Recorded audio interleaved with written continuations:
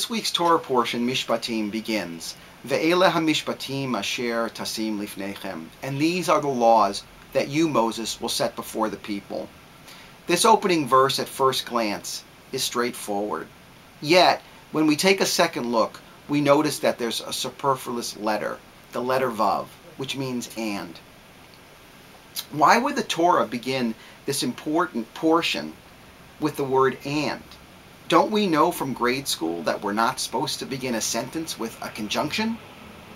The presence of this extra Vav does not go unnoticed by our traditional commentators. Rashi explains, Ve'ele mosif al harishonim.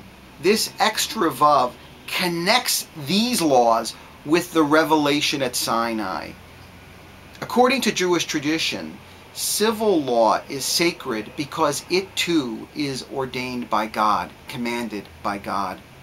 Our midrashic tradition asserts that every single letter in the Torah has a sacred purpose. When viewed as a word, Vav translates as hook, peg, or nail. This Hebrew letter lives up to its name by holding things together. It is the quintessential connector. By being connected is a major Jewish value. For example, the Hebrew word for synagogue is not Beit Tfilah, or literally house of prayer, but rather Beit Knesset, which means a house of assembly. We become more than the sum of our parts when we combine our efforts and passion. Jewish leaders can look to the Vav as a role model, for it is essential that we see ourselves as connectors. This is demonstrated in how we greet people in our community, new faces, and longtime members alike. Being a connector empowers us to know the human resources, talents, strengths, interests, and passions of those around us. The night the Revolutionary War broke out, 2 riders were sent to spread the word.